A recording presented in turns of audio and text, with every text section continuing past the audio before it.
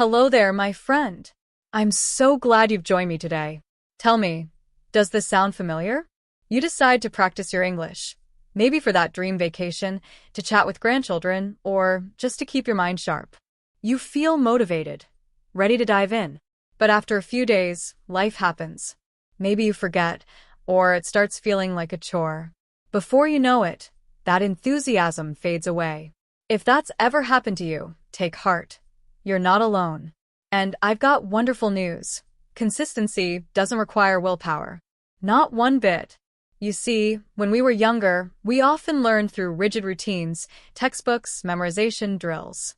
But at our age, life's too rich for that. What if practicing English could feel less like work and more like the things you already love? Like sipping tea in the garden, humming a favorite tune, or sharing stories with a dear friend. That's exactly what we'll explore today. 7 surprisingly fun ways to weave English into your daily rhythm, effortlessly. No willpower needed, just joy. And here's why this matters especially for us. Our brains are like beautiful gardens. The more we tend to them gently and regularly, the more they bloom. Studies show that consistent, bite-sized language practice boosts memory, lifts our spirits, and even helps us connect with loved ones in new ways. So, whether you're just starting out or brushing off old skills, these methods are like planting seeds, tiny actions that grow into something wonderful. Now, let's dive into the first 3 ways. I promise they're so delightful, you'll forget you're practicing at all. Way number 1. Sing along with your golden oldies. Remember those songs you used to love? Maybe Elvis, the Beatles, or Frank Sinatra. Here's a secret. Music is magic for language learning, especially for us.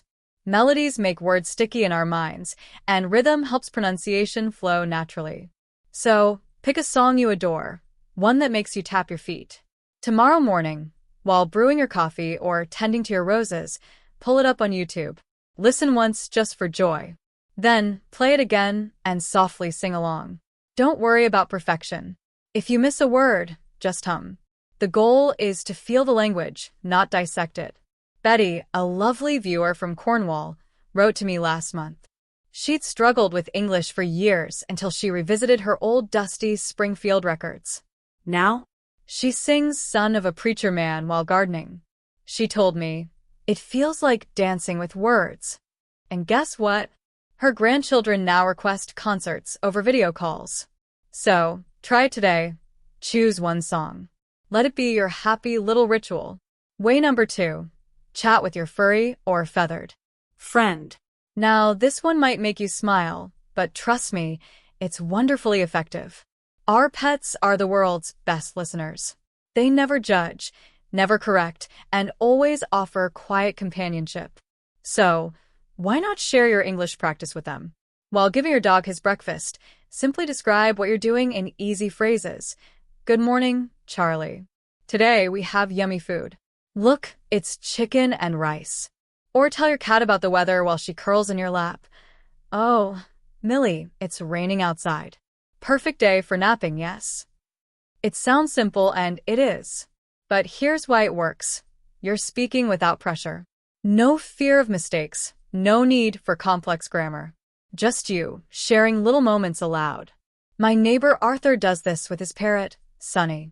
He started with 3 sentences a day. Now, Sunny squawks, "Good morning, handsome," every dawn, and Arthur's confidence has soared. Try it this week. Your pet won't mind your accent one bit. Way number 3. Label your world with kindness. Let's bring English into your cozy home, gently. Take a pack of sticky notes and a pen. Over your next cup of tea, walk through your space. Choose 5 everyday objects you see often. Maybe your kettle, reading chair, window, favorite mug, or that photo of the grandkids. Write their English names on sticky notes, just the word, nice and big. Kettle, chair, window. Stick them right on those items. For the next week, every time you see a note, say the word softly. My chair, while settling in with a book. Time for tea in my mug. That's it. No list to memorize, no stress. You're simply linking words to your world. When those 5 words feel comfortable, add 2 more, maybe garden or radio. One lady in our community, Elsie did this with her kitchen. She told me, "Now when I bake, I whisper flour, sugar, bowl. It feels like a sweet little game." Let's continue our journey with two more delightful ways to practice English that feel less like practice and more like, well, living your life just with a sprinkle of new words. These next methods are perfect for those quiet times we treasure, moments in the garden, puttering in the kitchen, or simply enjoying a peaceful corner of your home. Ready? Let's step gently into our next idea. Way number 4. Whisper to your garden or houseplants. Whether you have a sprawling garden, a balcony pot, or just a cheerful spider plant on your windowsill, your green friends are wonderful, patient listeners. Talking to plants is good for them, they say, but it's even better for your English. Tomorrow, when you're tending to your geraniums, your tomatoes, or that faithful fern, simply describe what you're doing out loud in simple English. Good morning, roses. You look thirsty today. Here is cool water for you. Oh, little basil, you have new leaves. So green and lovely. Time to pull these weeds, Mr. Tomato. More space for you to grow. See how simple? You're not giving a lecture. You're just sharing observations with a quiet companion. The rhythm of gardening, the watering, the pruning, the admiring, creates a natural pace for short, gentle sentences. There's no pressure for perfect grammar, just the flow of your thoughts meeting the soil. My friend Harold, who grows prize-winning dahlias, started doing this. He told me, "I used to garden in silence. Now, chatting with my dahlias about the weather or the bees feels like the most natural thing in the world. And I swear they perk up when I tell them how splendid they look." His vocabulary for colors, weather, and growth has blossomed right along with his flowers. So, give your green thumb a voice this week. Your plants won't mind a bit. Way number 5. Be the chef of your kitchen commentary. The kitchen, the heart of the home. Whether you're brewing your morning tea, making a simple sandwich, or stirring a pot of soup, this daily ritual is a golden opportunity.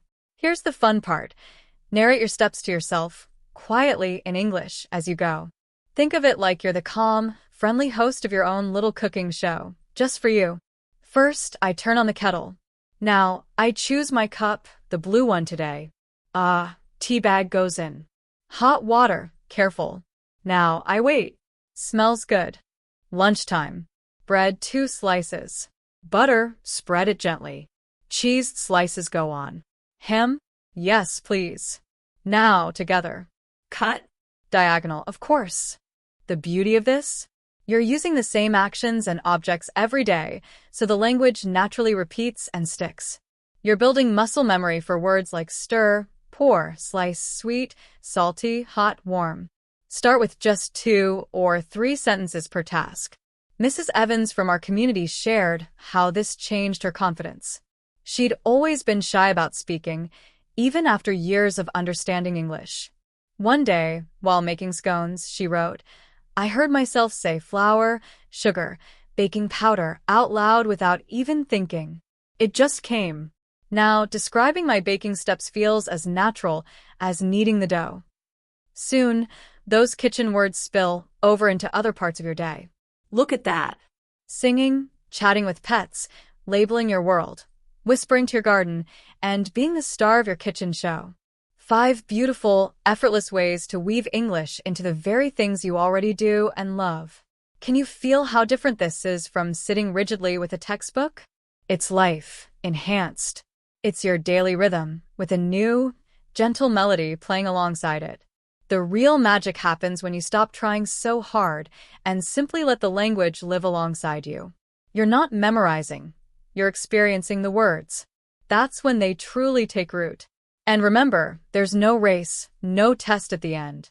It's just you, enriching your days, one small, joyful interaction at a time. So, my dear friend, why not pick one of these new ideas to try this week? Maybe talk to your roses tomorrow morning, or describe your tea ritual step by step. Notice how it feels, not like work, but like adding a little extra sparkle to a moment you already cherish. When you're ready, I'll be right here, waiting to share the final 2 surprisingly fun ways with you. They're just as easy, just as woven into the quiet joys of everyday life. Until then, be gentle with yourself, Enjoy the process and know that every little word you whisper or sing is a beautiful step forward. Take care, and I'll see you very soon. We'll explore the final 2 ways to make English feel as natural as your morning cup of tea. These are perfect for quiet afternoons, moments of reflection, or when you simply want to feel close to someone special, even if they're miles away. Ready? Let's begin. Way number 6. Read aloud to your heart's content. Think of a piece of writing that feels like an old friend, maybe a cherished poem, a comforting psalm, a snippet from a beloved novel, or even the warm birthday card your granddaughter sent last month. Keep it short. Keep it meaningful. This isn't about tackling dense paragraphs. It's about savoring words that resonate with you. Once a day, perhaps with your afternoon tea or before bed, take just 2 minutes. Hold that text gently. Read it aloud, slowly, as if you're sharing it with someone dear. Let the words roll off your tongue without worrying about perfect pronunciation. It's the feeling that matters. The world is so full of a number of things. I'm sure we should all be as happy as kings. This is the day the Lord has made. Let us rejoice and be glad in it. Grandma, thank you for the warm socks. I wear them every day. Love, Emily. Why does this work? Short, heartfelt texts anchor words and emotion, making them unforgettable. Margaret, a viewer from Dorset, reads a line from her late husband's favorite poem every morning. It's like greeting him, she shared. And without realizing it, words like dappled, gladness, and gratitude have become part of my own voice. Try it today. Let language be a comfort, not a challenge. Way number 7. Use simple tech to touch hearts. Now, I know technology can feel daunting sometimes, but we're not talking complicated apps or confusing settings. This is about using simple tools to connect with someone you love in tiny, joyful bursts. Do you send photos to family via WhatsApp? Next time, add 1 sentence in English. My roses bloomed today. So pink. Made vegetable soup. Warm and good. Thinking of you, my dear. Or record a very short voice message, just 10 seconds, for a grandchild. Hello, Maya. Grandma loves you. Big hug. That's it. No pressure to write a novel or sound flawless. You're simply bridging the gap between your heart and theirs with a few gentle English words. Arthur, yes, the man with the parrot, started sending voice notes to his granddaughter in Australia. At first, I just said, "Good morning, sunshine," he laughed. Now she sends little replies. "Granddad, I ate an apple." It's our tiny language of love. Your loved ones won't notice small errors. They'll only hear you. And there we have it, 7 beautiful, effortless ways to welcome English into your days. Singing old favorites, chatting with pets and plants, naming your world, kitchen storytelling, reading heartfelt words aloud, and sending love through simple tech. Do you see the pattern, my friend? Not one of these requires willpower. They simply invite you to live fully, to garden, to bake, to reminisce, to love, while letting English quietly weave itself into those moments. This was never about cramming grammar or memorizing lists. It's about trusting the gentle power of showing up in tiny, joyful ways every single day. A song hummed, a rose praised, a grandchild's name spoken aloud, a sticky note on your favorite chair. These aren't just language practice, they're acts of kindness to your own wonderful, curious, ever-growing mind. A final thought from my heart to yours. You don't need hours. You don't need perfection. You only need your willingness to add one small, delightful English moment to something you already do. Start with just one of these 7 ways, the one that feels lightest, happiest, most you. Do it for a week. Notice how it quietly becomes part of your rhythm, like the ticking of a trusted clock. If you've enjoyed our time together, I'd be so grateful if you tap the like button below. It helps others find our little community of joyful learners. And if you haven't yet, consider subscribing. I'll be here, sharing more gentle, practical ways to live vibrantly and connect deeply at any age.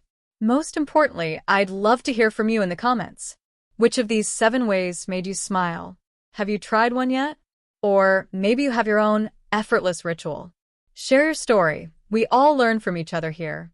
Remember, my dear friend, every word you speak, sing, or share is a tiny seed of joy planted in the garden of your life. Water it gently. Be patient. And one day soon, you'll look back and marvel at how beautifully it bloomed. Until next time, take good care. Keep your heart light and your curiosity bright. Bye for now.